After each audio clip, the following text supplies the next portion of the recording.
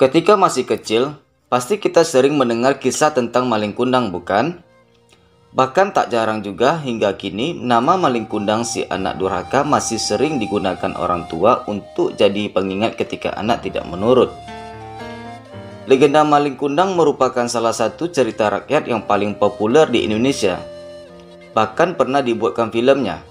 Legenda ini menceritakan anak yang durhaka kepada ibunya dan dikutuk jadi batu. Bagaimana kisahnya dan siapa maling kundang itu? Yuk simak video ini sampai habis. Sebelum kita lanjut, dukung channel ini dengan memberikan like, subscribe, dan bila perlu share ke sosial media teman-teman. Dan isikan juga opininya di kolom komentar ya. Zaman dahulu kala ada sebuah cerita di sebuah perkampungan nelayan pantai air manis Padang, Sumatera Barat, yang sekarang ini menjadi tempat wisata favorit di kota Padang. Mande Rubaya sangat menyayangi dan memanjakan maling kundang. Mereka adalah ibu dan anak yang saling menyayangi. Singkat cerita, maling kemudian tumbuh menjadi seorang anak yang rajin dan penurut.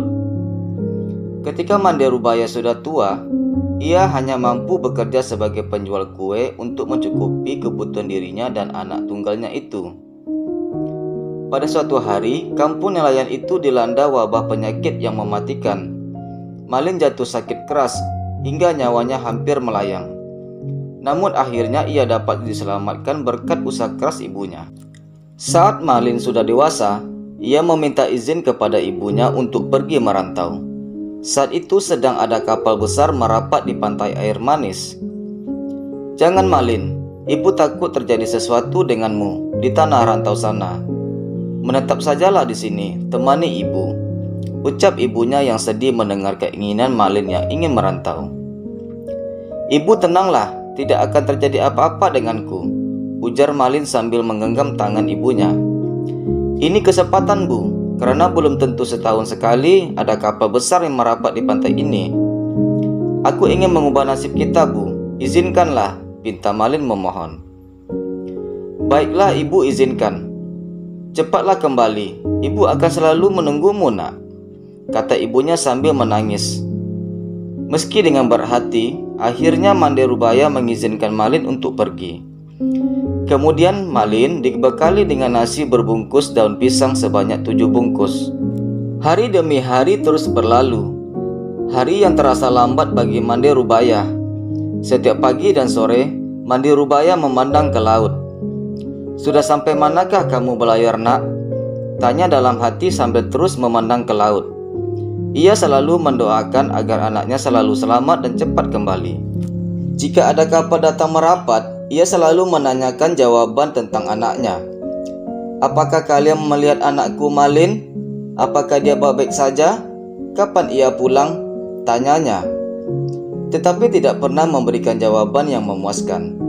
Malin tidak pernah menitipkan barang atau pesan apapun kepada ibunya.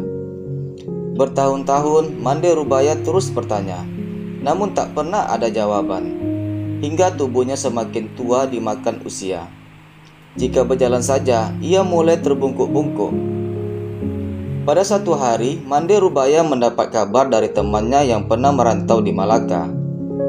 "Mande, tahukah kau, anakmu kini menikahi seorang gadis cantik, putri seorang bangsawan kaya raya," ucapnya saat itu. "Malin, cepatlah pulang kemari nak. Ibu sudah tua Malin. Kapan kau pulang?" rintinya pilu setiap malam. "Pertemukanlah ia denganku sebelum ajal datang menjemputku." Ia yakin anaknya pasti akan datang. Benar saja harapannya terkabul. Tidak beberapa lama, di suatu hari yang cerah dari kejauhan tampak sebuah kapal yang megah dan indah berlayar menuju pantai. Kapal itu megah dan bertingkat-tingkat. Orang kampung mulai berkumpul. Mereka mengira kapal itu milik seorang sultan atau pangeran. Mereka menyambutnya dengan gembira. Ketika kapal itu mulai merapat, tampak sepasang anak muda berdiri di anjungan. Pakaian mereka berkilauan karena terkena sinar matahari. Wajah mereka cerah dihiasi senyum karena disambut dengan meriah. Mande Rubaya yang sudah tua renta berjalan tertatih-tatih menuju tepi pantai. Jantungnya berdebar keras. Ia sangat yakin sekali bahwa lelaki itu adalah anak kesayangannya, Malin Kundang. Belum sempat para sesepuh kampung menyambut, Ibu Malin terlebih dahulu menghampiri Malin. Ia langsung memeluk erat Malin seakan takut kehilangan anaknya lagi. "Malin, anakku, benarkah kau anakku?" katanya menahan isak tangis karena gembira. "Mengapa begitu lamanya kau tidak memberi kabar?" Malin terpana karena tidak peluk wanita tua renta yang berpakaian compang-camping itu. Ia tidak percaya bahwa wanita itu adalah ibunya. Malin, ibunya adalah seorang wanita berbadan tegar yang kuat menggendongnya kemana saja. Sebelum dia sempat berpikir dengan tenang, istrinya yang cantik itu meludah sambil berkata, "Cuih, wanita buruk inikah ibumu? Mengapa kau membohongi aku? Bukankah dulu kau katakan ibumu adalah seorang bangsawan sederajat dengan kami?" Mendengar kata-kata istrinya, Malin Kundang langsung mendorong ibunya hingga terguling ke pasir. "Tidak, aku bukan anakmu," ucapnya kasar. Mande Rubaya hampir tidak percaya dengan perlakuan anaknya. Ia jatuh terduduk sambil berkata, "Malin, Malin anakku, aku ini ibumu nak."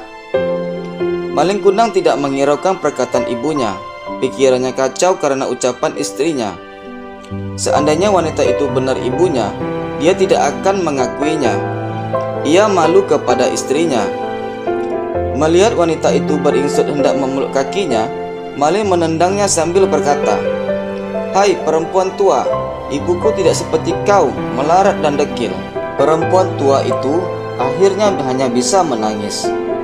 Orang-orang yang melihatnya ikut terpana dan kemudian pulang ke rumah masing-masing. Mande Rubaya pingsan dan terbaring sendiri. Ketika ia sadar, pantai air manis sudah sepi. Dilihatnya kapal Malin semakin menjauh. Ia tak menyangka Malin yang dulu disayanginya tega berbuat demikian. Hatinya perih dan sakit. Lalu tangannya diangkat ke langit. Ia kemudian berdoa dengan hatinya yang pilu. "Ya Tuhan, kalau memang dia bukan anakku, aku maafkan perbuatannya tadi. Tapi kalau memang dia benar anakku, Malin Kundang, aku mohon keadilan-Mu ya Tuhan," ucapnya pilu sambil menangis. Kapal terus bergerak ke tengah laut. Tiba-tiba cuaca yang tadinya cerah berubah total menjadi kelam bahkan menjadi gelap.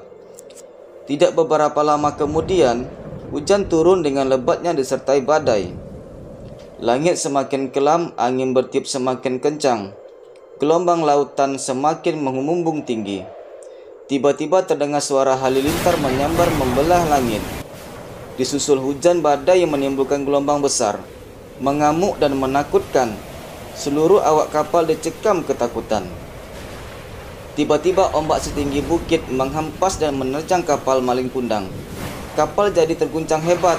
Tubuh istri Malin Kundang terlempar keluar hingga masuk ke laut. "Kakanda, tolong aku!" Malin hanya terdiam, tidak dapat menolong istrinya.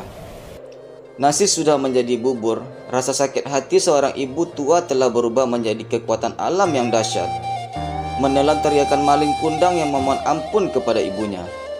Saat itu juga kapal hancur berkeping-keping, kemudian terbawa ombak hingga ke pantai. Ketika matahari pagi memancarkan sinarnya, badai telah reda.